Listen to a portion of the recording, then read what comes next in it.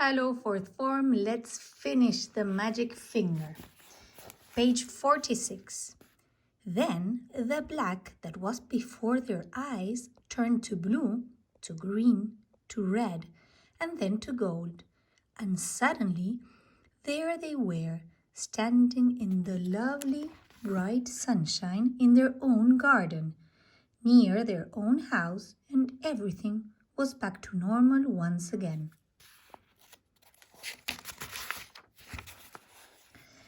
"Our wings have gone," cried Mr. Gregg, "and our arms have come back."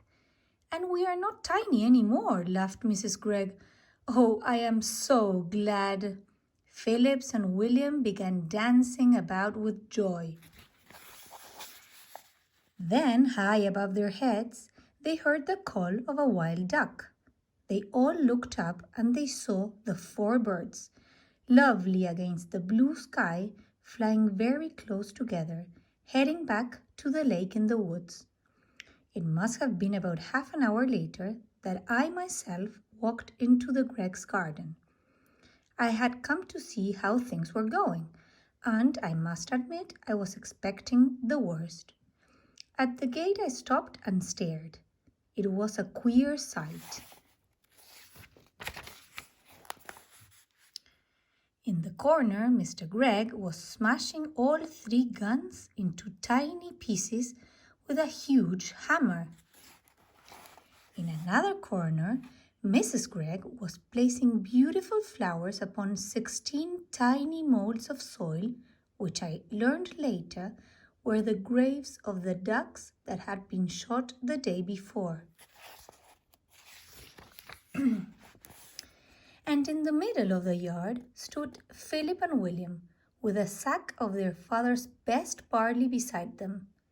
They were surrounded by ducks, doves, pigeons, sparrows, robins, larks, and many other kinds that I did not know, and the birds were eating the barley that the boys were scattering by the handful. "Good morning, Mr. Gregg," I said. Mr. Gregg lowered his hammer and looked at me. "My name is not Gregg anymore," he said.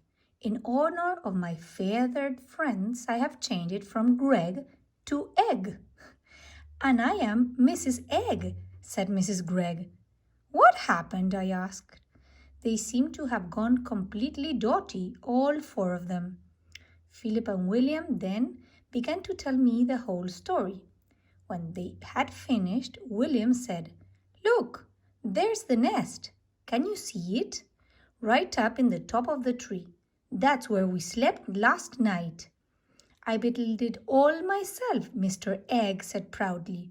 "Every stick of it." "If you don't believe us," Mrs. Egg said, "just go into the house and take a look at the bathroom. It's a mess." "They filled the tub right up to the brim," Philip said. "They must have been swimming around in it all night, and feathers everywhere." "Ducks like water," Mr. Egg said. "I'm glad they had a good time." Just then, from somewhere over by the lake, there came a loud bang. "Someone's shooting," I cried. "That'll be Jim Cooper," Mr. Egg said. "Him and his 3 boys. They're shooting mad. Those Coopers are the whole family." Suddenly, I started to see red. Then I got very hot all over. Then the tip of my finger began tingling most terribly. I could feel the power building up and up inside me. I turned and started running towards the lake as fast as I could. "Hey!" shouted Mr. Egg. "What's up? Where are you going?" "To find the Coopers," I called back. "But why?" "You wait and see," I said. "They'll be nesting in trees tonight. Every one of them." That's the end. I hope you liked it.